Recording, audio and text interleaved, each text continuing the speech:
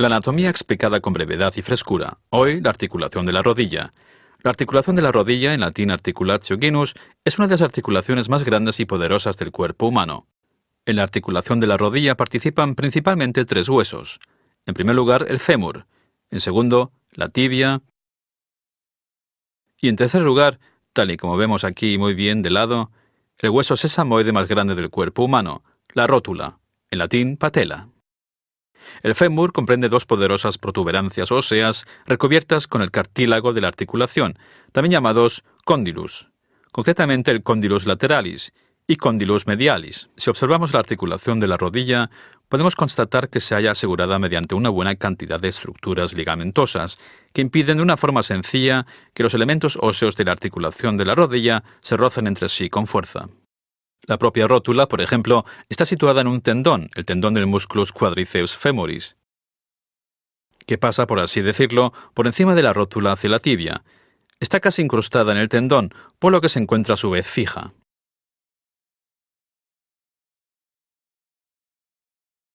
La articulación de la rodilla queda estabilizada por esta, y también otras estructuras ligamentosas, como por ejemplo los ligamentos laterales, que vemos aquí y aquí.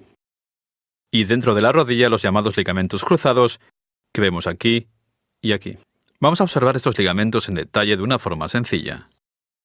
Aquí lo vemos por el lateral, como se deduce por el peroné, que pasa por aquí y a continuación por el medial.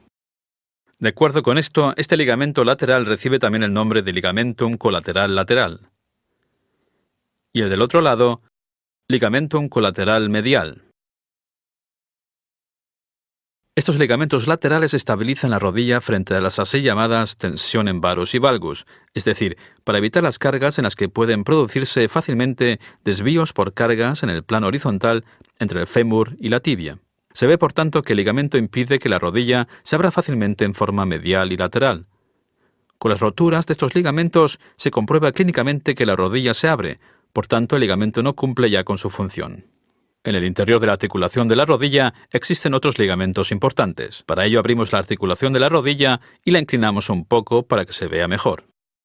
Aquí vemos dos ligamentos. Por un lado, el ligamento cruzado anterior o ligamentum cruciatum anterius y justo detrás el ligamentum cruciatum posterius. Ambos ligamentos estabilizan la articulación de la rodilla protegiéndola contra movimientos de desplazamiento de la tibia que suceden en el plano sagital, es decir, en este, como vemos muy bien aquí.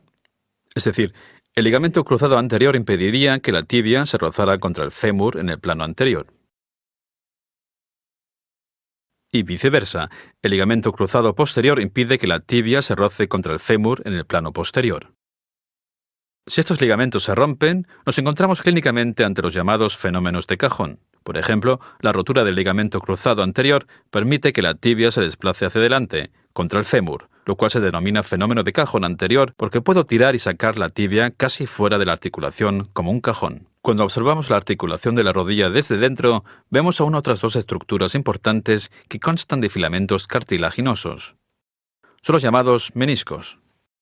En primer lugar vemos el menisco externo o meniscus lateralis, y aquí en la parte central de la rodilla el meniscus medialis o menisco interno, pegado a un ligamento interno.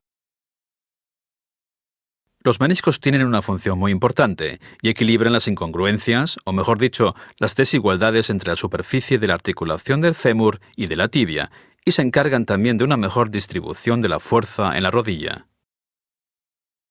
Vemos claramente que la superficie de la articulación entre la tibia y el fémur no es completamente congruente, y que los meniscos equilibran en principio los espacios huecos, como podríamos llamarlos, que hay entre ambos huesos de forma simple, rellenándolos. Pues sí, la articulación de la rodilla es una articulación que no está construida en absoluto de forma poco compleja y que consta de muchas estructuras.